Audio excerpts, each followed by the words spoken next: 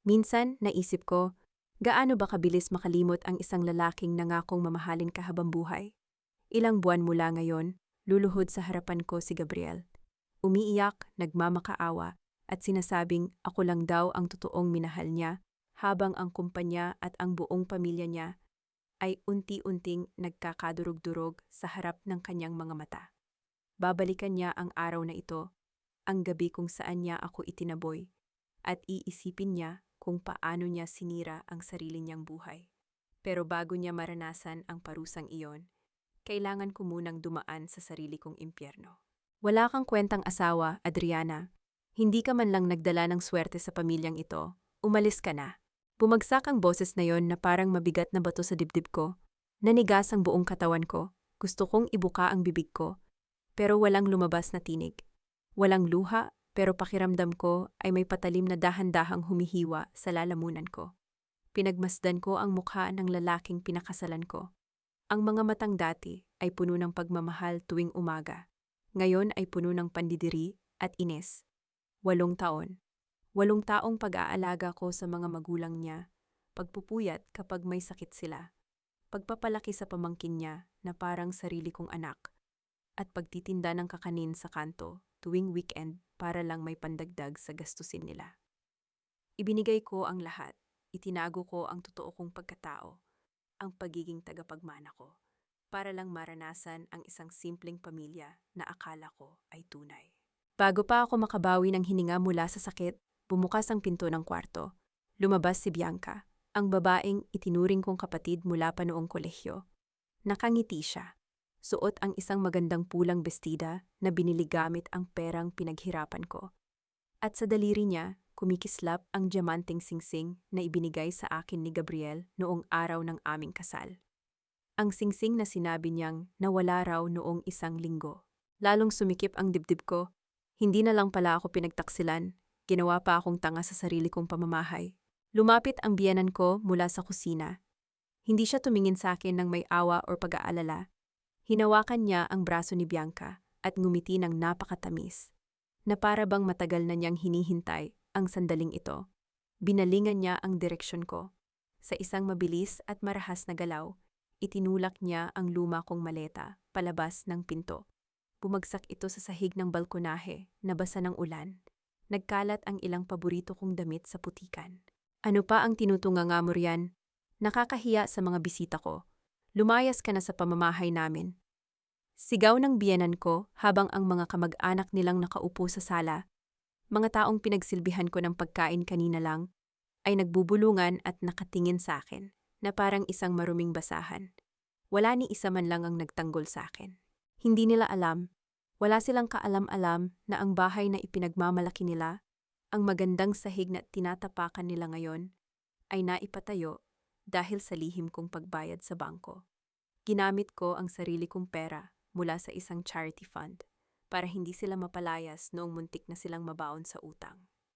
Pati ang utang sa negosyo ni Gabriel, ako ang nakapangalan bilang gwarantor.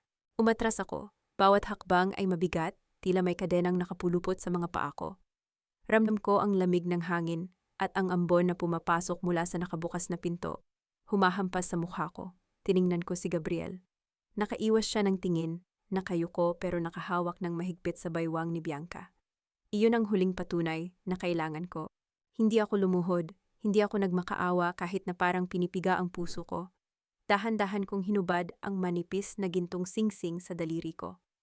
Ang kaisa-isang bagay na nagtali sa akin sa kasinungalingang ito.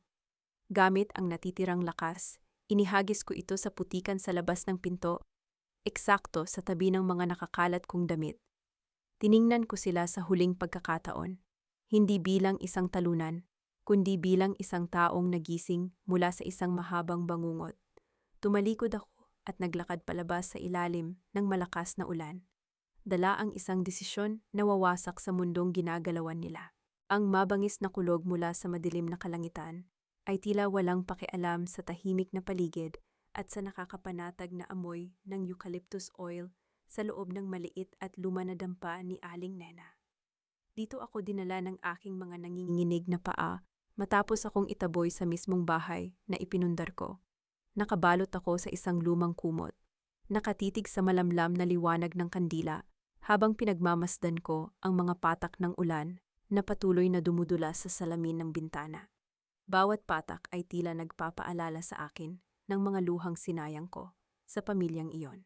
Lumapit si Aling Nena, ang mabait na matanda na matagal na naming kapitbahay, na laging bumibili ng aking mga kakanin tuwing linggo. May dala siyang mainit na tsaa at isang maliit na kahon na yari sa inukit na kahoy. Naupo siya sa tabi ko. Ang kanyang mga kulubot na kamay ay nagpapakita ng labis na awa habang hinahaplos ang aking basa at magulong buhok. Sinabi niya na matagal na niya itong tinatago sa kanyang aparador. Naghihintay lang ng tamang panahon para ibigay sa akin. Galing daw ito kay Tatay Tomas, ang biyenan ko, at ibinilin niya ito bago siya tuluyang binawian ng buhay dahil sa sakit sa puso noong nakaraang taon. Nangangatal ang mga kamay ko nang buksan ko ang kahon. Walang anumang mamahaling alahas o pera sa loob, tanging isang nakatuping papel na naninilaw na ang mga gilid, ngunit maayos pa rin ang pagkakasulat. Nakilala ko agad ang pamilyar na sulat kamay ni Tatay Tomas, ang tanging miyembro ng pamilya Mendoza na itinuring akong parang tunay na anak. Binasa ko ang liham. Bawat salita ay parang isang mabigat na suntok sa aking dibdib, ngunit nagdadala rin ng kakaibang ginhawa sa gitna ng aking pagdurusa. Humihingi siya ng tawad. Nakita raw niya ang lahat ng kasinungalingan sa loob ng bahay na iyon. Alam niyang unti-unting nagbabago si Gabriel nang magsimula itong makahawak ng malaking pera mula sa negosyo. Alam niyang may ibang babaeng kinakatagpo ang kanyang anak, at alam niyang sinisira nila Bianca at Gabriel ang lahat ng pinaghirapan ko. Isinulat niya kung paano niya narinig ang pagplano ng kanyang asawa at anak na unti-unting ilipat sa pangalan nila ang mga ari-arian na ako mismo ang nagbayad.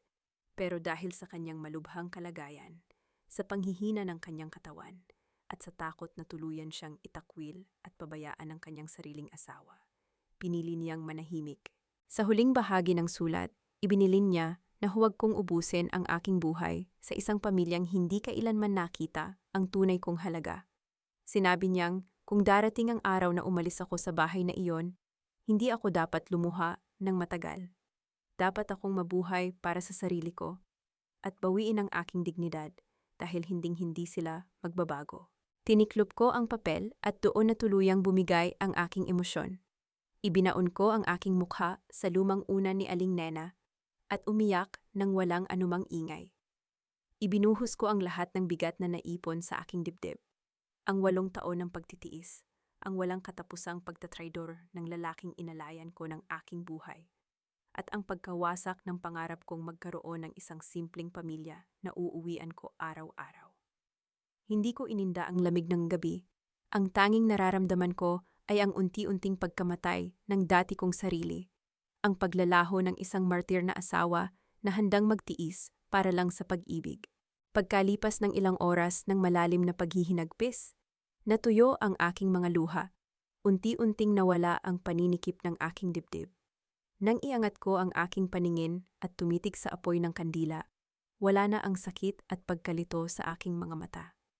Napalitan ito ng isang malamig, kalmado at matalim na desisyon. Wala nang Adriana na magtitiis. Wala nang asawang yuyuko at magmamakaawa. Kinuha ko ang aking basa at punit na bag mula sa sahig. Mula sa pinakailalim nitong bulsa, inilabas ko ang isang lumang mobile phone na 8 taon ko nang hindi binubuksan. Nakakapagtaka na gumagana pa rin ito matapos ko itong i-charge ng sandali. Nag-aabang lamang ng tamang panahon para muling magising. Huminga ako ng malalim bago pinindot ang isang numero na matagal ko nang ibinaon sa aking alaala. Ang numerong tanging ang mga pinakamataas na tao lamang sa negosyo ang nakakaalam. Nagring ang kabilang linya at agad namang may sumagot. Wala akong ibinigay na pagbati, wala akong ibang sinabi, kundi ang aking eksaktong lokasyon sa probinsya ng Laguna. Pinatay ko ang tawag. Inayos ang aking sarili at nagpasalamat kay Aling Nena para sa kanyang kabutihan bago ako tumayo at lumabas ng dampa. Ang ulan ay patuloy pa rin sa pagbagsak ng walang habas, nilulunod ang bawat kalsada at eskinita ng aming barangay. Ngunit hindi na ako nakaramdam ng lamig. Nakatayo lamang ako sa gilid ng madilim na kalsada, naghihintay. Ilang sandali lang, pinunit ng matatalim na ilaw ang kadiliman. Isang mahabang itim na sasakyan. Isang mamahaling modelo na hindi mo aakalaing makikita sa ganitong klase ng squatter na lugar. Ang dahan-dahang pumarada sa harap ko. Huminto ito sa gitna ng baha, at mula sa loob, bumukas ang pinto. Lumabas ang isang lalaking nakauniporme ng formal na itim na suit. Pinuksan niya ang isang malaking itim na payong upang saluhin ang walang awang ulan. Mabilis na lumapit sa akin at yumuko ng may buong paggalang na tila isang tapat na sundalo sa harap ng kanyang reyna. Sa harap ng madilim na kalsada at sa ilalim ng malakas na ulan, narinig ko ang mga salitang matagal ko nang tinalikuran. Mga salitang maghuhudyat ng simula ng aking pagbabalik at simula ng katapusan ng Pamilya Mendoza. Welcome back, Madam Chairman. Walang awang dinurog ng makapal na gulong ng aming sasakyan, ang isang ligaw na bulaklak sa gilid ng kalsada, habang mabilis kaming lumalayo sa Laguna. Ganyan ang eksaktong pakiramdam ko kagabi. Dinurog, tinapakan, pero hindi katulad ng bulaklak na yon na tuluyan ng nawala ng buhay. Ang pagdurog sa akin ang mismong gumising sa halimaw na matagal ko nang pinilit ibaon. Ilang oras ang lumipas at tuluyan na kaming nilamon ng matataas na gusali ng Makati. Huminto ang sasakyan sa tapat ng isang napakalaking glass building na may naglalakihang letra ng Villanueva Logistics. Bumukas ang pinto. Bumaba ako hindi bilang isang mahinang asawang pinalayas sa gitna ng ulan, kundi bilang si Adriana Villanueva, ang nag-iisang tagapagmana at ang tunay na nagmamay-ari ng kumpanyang ito. Pumasok ako sa malawak na lobby. Iba na ang anyo ko. Ang basang damit at lumang sapatos na puno ng putik ay napalitan na ng isang eleganteng dark gray suit. Ang bawat hakbang ng aking matataas na takong sa makinis na marmol ay nagdadala ng autoridad na matagal nang hindi naramdaman ng lugar na ito. Nagulat ang mga empleyado at mabilis na nagsipagyuko ang mga security guard. Dumiretso ako sa top floor kung saan kasalukuyang nagaganap ang isang emergency board meeting. Binuksan ng assistant kong si Marcus ang mabibigat na pinto ng conference room. Natahimik ang lahat ng mga matatandang miyembro ng board. Nakatayo ang acting CEO sa kabisera, may hawak na gintong pen at handa sanang pumirma sa isang kontrata upang unti-unting ibenta ang mga bahagi ng kumpanya dahil sa aking matagal na pagkawala. Anong nangyayari rito? Malamig kong tanong habang naglalakad patungo sa mismong pinuno ng mesa. Namutla ang acting CEO na bitawan ang kanyang hawak na pen. Miss Adriana, akala po namin ay hindi na kayo babalik. Pwes maling akala, sagot ko, habang walang pasabing kinuha ang dokumentong nasa harap niya. Pinunit ko ito sa dalawang bahagi at inihagis sa gitna ng mesa. Hanggat humihinga ako, walang bahagi ng kumpanyang ito ang maibebenta. I am taking back my seat. Ngayon din, ang mga punit na piraso ng kontrata ay dahan-dahang bumagsak sa makinis na mesa. Tela kasing gaan ng mga bula ng mamahaling champagne na kasalukuyang pinagsasaluhan ni na Gabriel at Bianca sa kabilang bahagi ng syudad. Sa sandaling iyon, alam kong nagdiriwang sila. Sigurado akong nakaupo si Gabriel sa paborito kong sofa sa loob ng bago naming bahay, nakangiti habang mahigpit na nakayakap kay Bianca. Marahil ay pinagtatawanan nila ang pagpapalayas sa pabigat sa buhay nila. Nagpapakalunod sila sa kasiyahan at karangyaan sa loob ng isang bahay, na ang titulo at mga loan documents ay patagong nakapangalan sa akin bilang Sole Guarantor. Wala silang kaalam-alam na ang bawat luho na tinatamasa nila ngayon ay nakatayo sa isang marupok na salamin na handa kong basagin anumang oras. Matapos ang 2 oras ng mabilis at marahas na paglilinis ng mga anomalya sa loob ng boardroom, naiwan akong mag-isa sa loob ng aking malawak na opisina. Tanaw mula sa malaking bintana ang buong Kalakhang Maynila na unti-unti nang nililiwanagan ng araw. Bumukas ang pinto at pumasok si Marcus. May dala siyang isang makapal na folder at tahimik na inilapag ito sa ibabaw ng aking table. Isa itong credit file. Binuklat ko ang unang pahina at bumungad sa akin ang logo ng construction firm ni Gabriel. Ang mismong negosyong pinagpuyatan kong itawid noong mga panahong palubog na sila sa utang at halos magmakaawa siya sa mga bangko. Nakatala roon ang lahat ng kanilang outstanding loans, na ngayon ay hawak ng isang malaking bangko kung saan isa ang Villanueva Group sa mga pangunahing investors. Kinuha ko ang isang pulang ballpen. Tinitigan ko ang pangalan ng lalaking nagtapon sa akin sa putikan. Isang malamig na ngiti ang unti-unting gumuhit sa aking mga labi. Idiniin ko ang dulo ng ballpen at gumuhit ng isang malaki at makapal na ikis sa mismong pangalan ni Gabriel Mendoza. Binalingan ko si Marcus na pormal na naghihintay ng aking utos. Inabot ko sa kanya ang folder. Hayaan mong ang bangko ang humila ng lubid na sasakal sa kanila. Ang makapal na pulang ekis na iginuhit ko sa papeles ni Gabriel ay kasing talim at kasing kulay ng mamahaling lipstick na malamang ay ipinapahid ngayon ni Bianca sa kanyang mga labi habang nakaharap sa salamin. Habang unti-unti kong sinasakal ang negosyo ng lalaking minahal ko noon, abala naman ang bago niyang reyna sa pag-ubos ng natitira niyang yaman. Mula sa mga ulat na ipinapadala sa akin ni Marcus araw-araw, nakikita ko ang bawat galaw nila. Walang habas na bumibili si Bianca ng mga bagong damit, alahas, at nagpaplano ng mga bakasyon gamit ang credit card ng kumpanya ni Gabriel. Ang hindi alam ng dating asawa ko, malaking bahagi ng perang winawaldas ni Bianca ay idinadaan niya sa isang charity fund ng simbahan upang linisin at itago ang mga transaksyon. Wala siyang kaalam-alam na binubutas ng babaeng ipinalit niya sa akin ang mismong kaban ng kanyang pinaghirapan. Sa kabilang banda, nagsisimula na ring maramdaman ni Gabriel ang bigat ng pagbabago ng ihip ng hangin. Ayon sa aking mga tauhan, maghapon itong nakakulong sa kanyang opisina, balisa at nakikipagtalo sa kanyang mga kausap sa telepono. Bawat bangko na lapitan niya para humingi ng karagdagang pondo upang matakpan ang mga butas sa kanyang mga proyekto ay bigla na lamang tumatanggi. Walang maibigay na malinaw na dahilan ang mga manager bukod sa may mahigpit na utos mula sa itaas na ihinto ang lahat ng kanyang credit lines. Hindi niya alam na ang kapangyarihang tinutukoy nila ay nakaupo lamang sa isang tahimik at malamig na opisina sa Makati.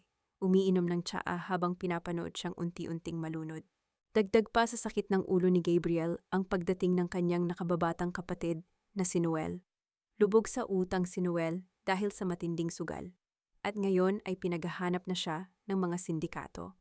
Pumasok itong namumutla sa opisina ni Gabriel, nagmamakaawang pautangin upang iligtas ang kanyang buhay.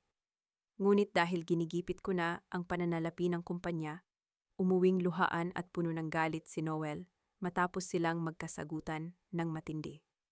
Hindi siya makapaniwalang itataboy siya ng sarili niyang kadugo.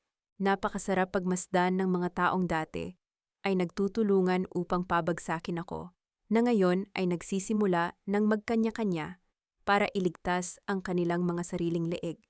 Para silang mga langgam na nag-aagawan sa isang piraso ng asukal na tahimik kong nilagyan ng lason.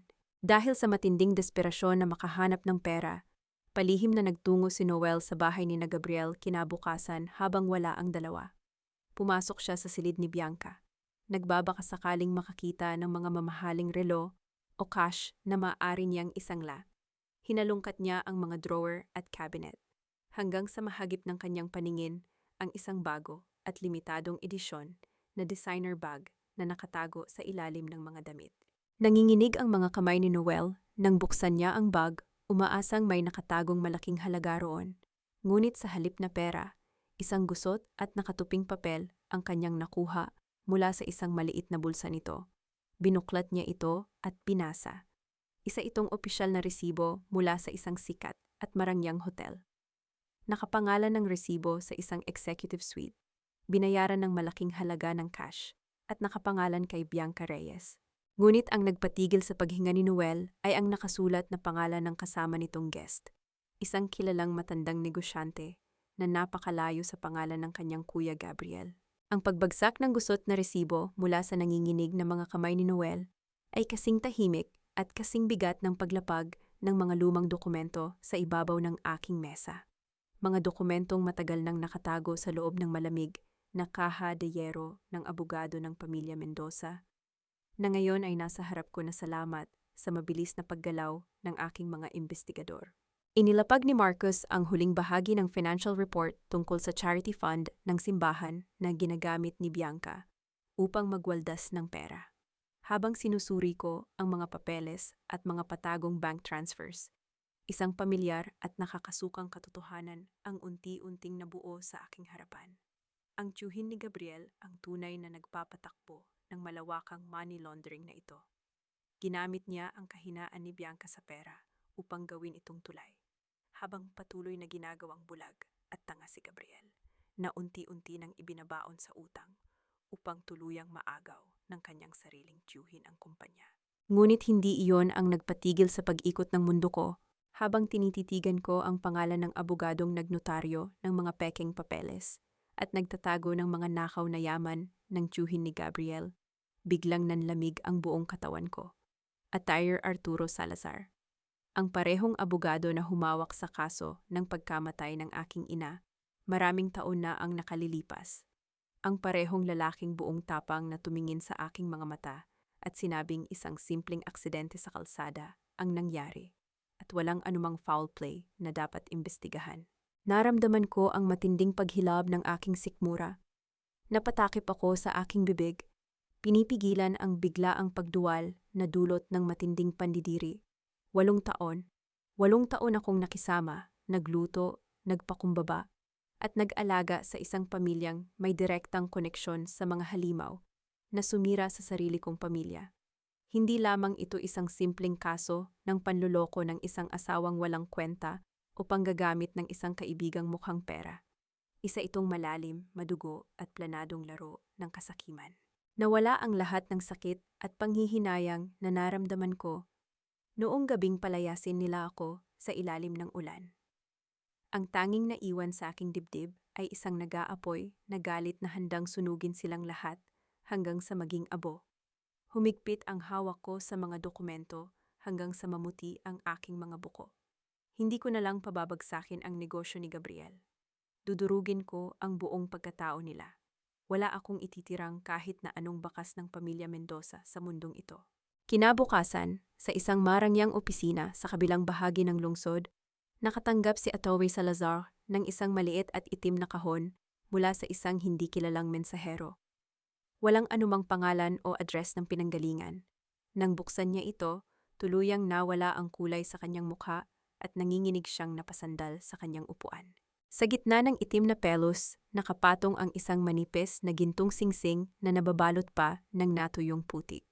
At sa ilalim nito ay isang malinaw at hindi maitatangging kopya ng tunay na autopsy report at death certificate ng aking ina. Ang mga natuyong putik sa ibabaw ng gintong singsing na nasa kamay ngayon ni Attorney Salazar ay dahan-dahang nagtutuklap, bumabagsak ng pira-piraso, kasing rupok at kasing bilis ng unti-unting pagkadurog ng tiwala ni Gabriel sa babaeng inakala niyang magiging reyna ng kanyang buhay. Patuloy ang walang awang pag-atake ng kanyang sariling tiyuhin sa kumpanya. Wala nang mapuntahan si Gabriel. Pilit siyang isinasandal sa pader. Inoobliga na isangla ang natitirang ari-arian at lupain ng pamilya upang mapanatiling buhay ang negosyong matagal ko nang pinutulan ng hininga. Sa gitna ng kanyang desperasyon, pilit niyang hinahanap ang suporta at kalinga ni Bianca, ang babaeng ipinagpalit niya sa akin. Ngunit sa halip na yakap at pag-asa, malamig na balikat, pagpapalusot, at madalas na pagkawala sa bahay ang kanyang natatanggap. Nagsimulang magduda ang dating asawa ko. Napansin niya ang mga mamahaling amoy ng pabango na hindi naman niya kayang bilhin, ang mga bagong alahas, at ang mga sikretong pagngiti ni Bianca. Habang nakatingin sa cellphone nito, kinagabihan, imbes na dumiretso sa mga inuman upang magmukmok, maingat niyang sinundan ang kotseng sinasakyan ni Bianca, palabas ng kanilang subdivision. Pumarada si Gabriel sa isang madilim na sulok ng parking lot ng isang marangyang hotel. Halos bumaon ang kanyang mga kuko sa manibela. Namumuti ang kanyang mga buko sa sobrang higpit ng hawak habang pinapanood niya ang sarili niyang ilusyon na tuluyang mawasak. Bumaba si Bianca mula sa kanyang sasakyan, suot ang isang hapit at mapang-akit na itim na bestida. Sumalubong sa kanya ang isang matandang negosyante na kilala sa aming industriya. Walang atubiling humapit ang matanda sa baywang ni Bianca at panandaliang humalik sa leeg nito bago sila nagtawanan at tuluyang pumasok sa lobby ng hotel. Tila napako sa upuan si Gabriel. Nanikip ang kanyang dibdib at halos hindi siya makahinga sa tindi ng sakit at galit. Ang paninikip ng dibdib na yon ay eksaktong naramdaman ko noong gabing palayasin nila ako sa gitna ng bagyo. Ngunit ngayon, siya naman ang nakakaranas ng pait ng pagtatraidor. Wala siyang lakas upang lumabas ng sasakyan at gumawa ng eskandalo. Duwag siya, mula noon hanggang ngayon. Nagising lamang siya mula sa pagkatulala nang biglang umilaw ang screen ng kanyang telepono sa ibabaw ng dashboard. Isang mensahe mula sa hindi kilalang numero ang pumasok. Nanginginig ang kanyang mga daliri nang pindutin niya ang naka-attach na audio file. Umalingaw-ngaw sa loob ng tahimik niyang sasakyan ang matinis at mapang-asar na boses ni Bianca na nagpapakulo sa kanyang dugo. Si Gabriel? Diyos ko, huwag mo ngang banggitin ang pangalan ng loser na iyon. Ginagawa ko lang siyang pansamantalang angkla habang naghahanap ako ng yate na sasakyan. Isang hamak na bangka lang siya at naniniguro akong malapit na siyang lumubog. Ang mapangutyang halakhak ni Bianca mula sa audio recording ay tila isang matalim na kutsilyo na paulit-ulit na bumaon sa pandinig ni Gabriel, tuluyang sumira sa kanyang mataas na pagtingin sa sarili bilang isang magaling na lalaki. Pag-uwi niya ng madaling araw, sumabog ang isang matinding komprontasyon sa loob ng bahay na buong kapalmoks nilang inagaw sa akin. Nawala ang lahat ng kanyang pagpipigil. Nagliparan ang mga mamahaling florera at palamuti na binili ni Bianca gamit ang pera ko, tumama sa pader at nagkadurog-durog na parang ilusyon ni Gabriel na maging isang iginagalang na negosyante. Galit na galit niyang isinumbat kay Bianca ang lahat. Ang pakikipagkita nito sa matandang lalaki sa hotel at ang mga nakakadiring salita na narinig niya mula sa sikretong mensahe na ipinadala ko.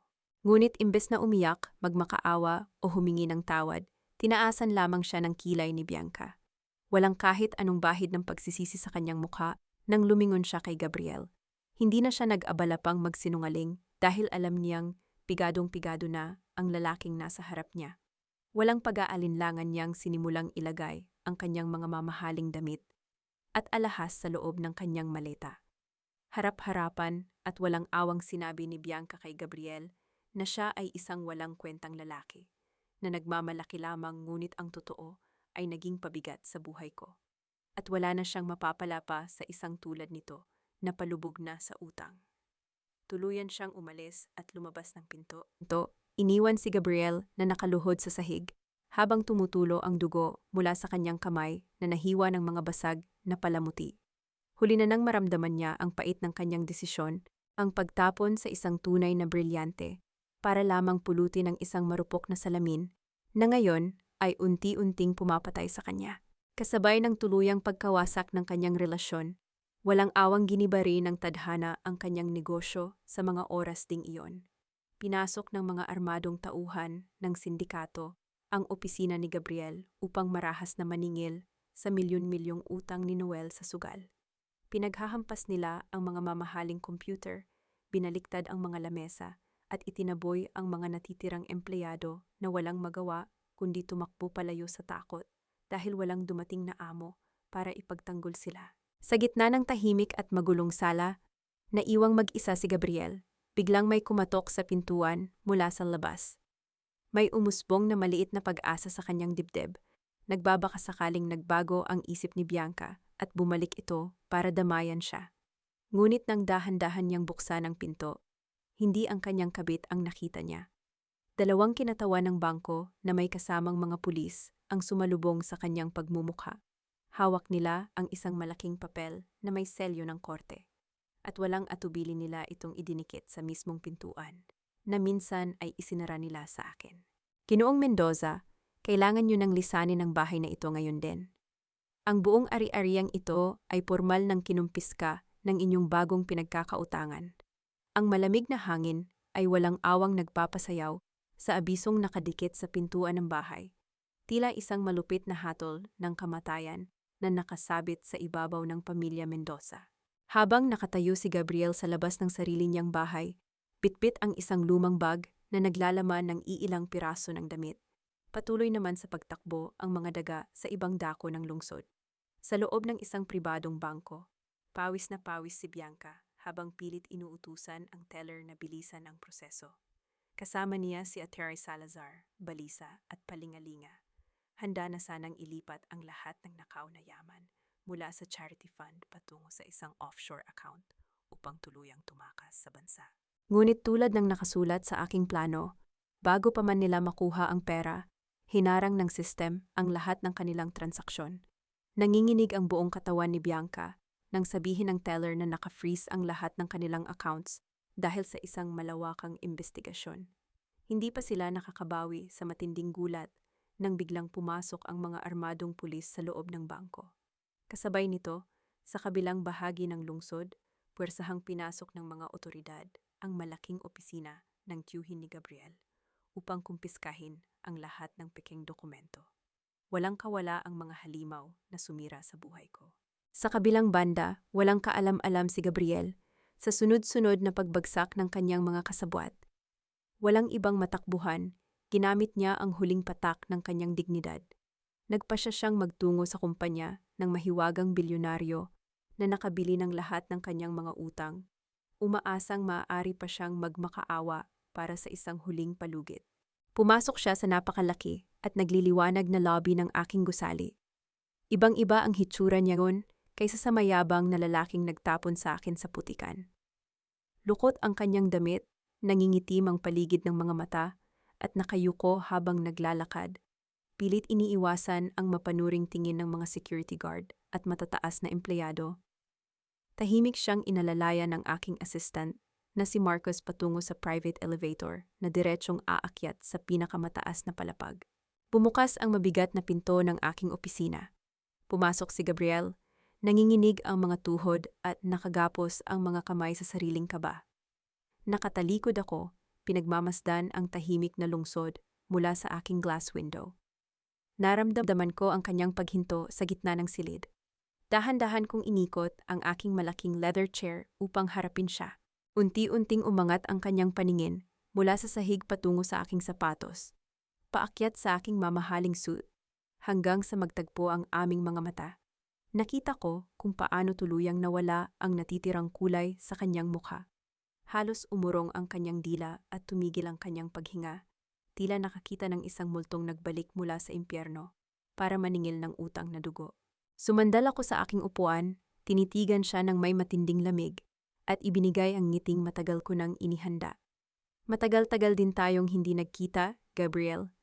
Ang pangalang Gabriel na lumabas mula sa aking mga labi ay tila isang matalim na patalim na gawa sa yelo. Walang awang bumaon at nagpako sa kanya sa malamig na sahig ng aking opisina. Nanlaki ang kanyang mga mata.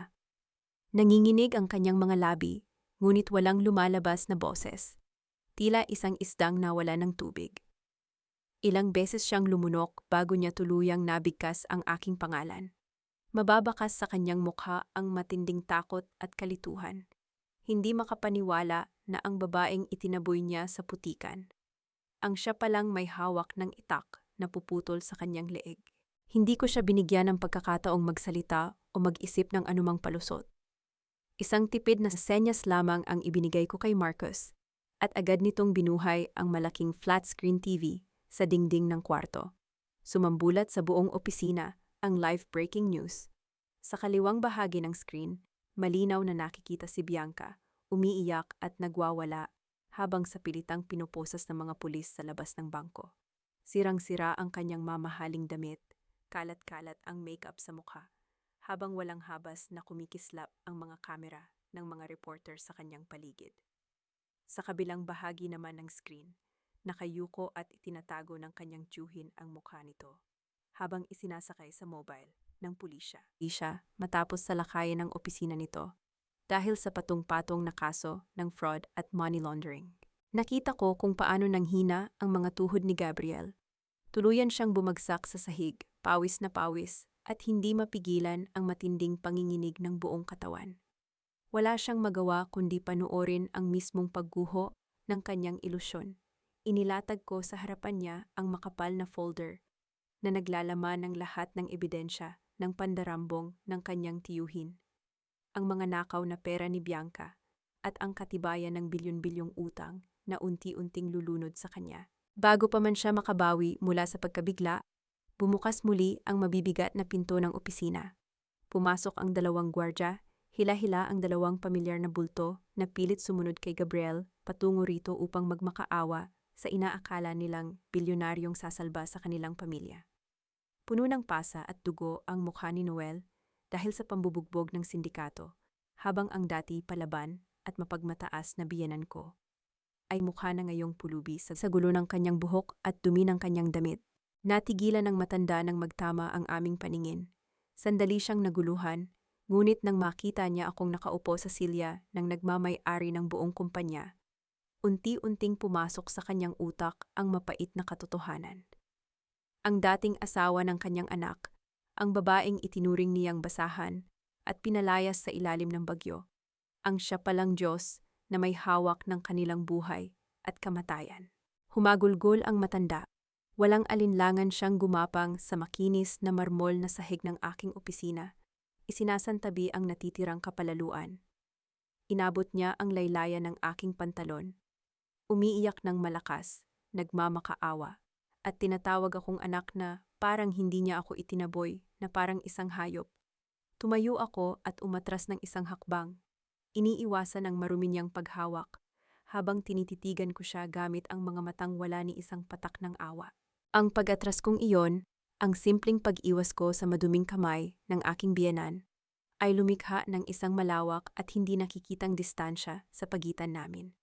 Isang harang na tuluyang pumutol sa 8 taon ng aking bulag na pagmamahal at pagtitiis. Wala na ang malambot at maunawaing asawa na handang saluhin ang lahat ng kanilang pagkukulang.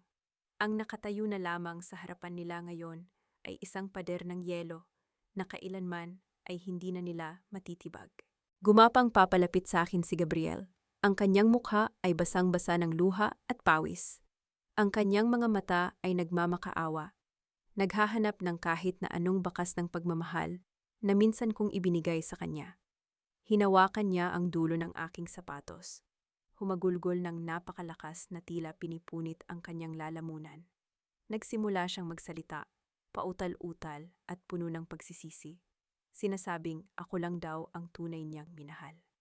Ibinuhos niya ang kanyang puso, inamin na kaya raw siya naghanap ng iba at nagloko, ay dahil sa matinding kahihiyan.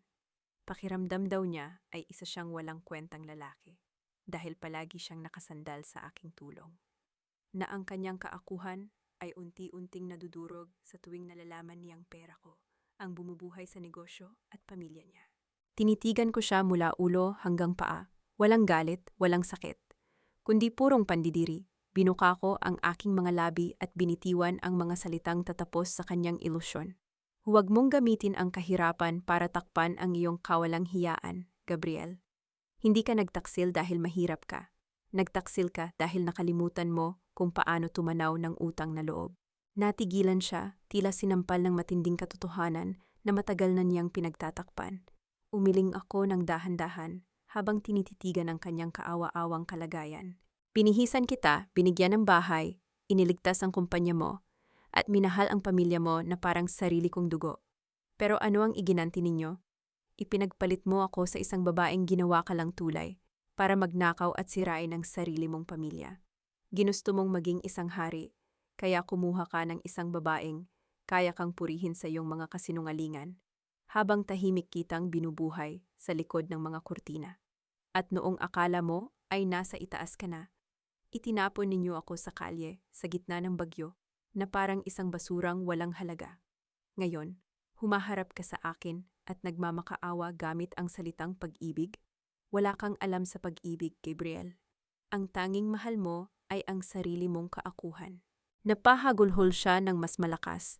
Pilit inaabot ang aking mga kamay upang humingi pa ng isang pagkakataon. Ngunit agad siyang pinigilan at hinawakan ng aking mga guwardiya. Walang tigil sa pag-iyak ang kanyang ina habang nakaluhod pa rin sa sahig, paulit-ulit na humihingi ng patawad. Habang nakayuko na lamang si Noel dahil sa matinding kahihiyan at takot. Sila ang lumikha ng sarili nilang impyerno, at ngayon, hahayaan ko silang masunog dito nang walang anumang tulong na darating. Tumalikod ako at hindi na muling lumingon pa. Ibinigay ko ang huling utos kay Marcus na ilabas ang mga taong nagpaparumi sa aking opisina at siguraduhing babayaran nila ang lahat ng kanilang mga utang hanggang sa kahuli-hulihang sentimo. Habang naglalakad ako palayo, narinig ko ang mabilis na paglapat at pagsara ng mabigat na pinto ng aking tanggapan, kasabay ng tuluyang pagkawala ng mga nakakasuyang iyak ng mga taong sumira sa aking nakaraan.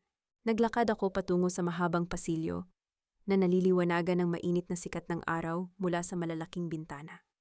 Nawala ang lahat ng bigat na 8 taon kong pinasan. Sa unang pagkakataon, matapos ang napakaraming taon, huminga ako ng malalim at isang totoong ngiti ng kalayaan ang gumuhit sa aking mga labi. Ang paghakbang ni Adriana patungo sa liwanag, habang iniiwan ang mga taong sumira sa kanya sa madilim na silid, ay isang matamis na kalayaang matagal niyang ipinagkait sa sarili.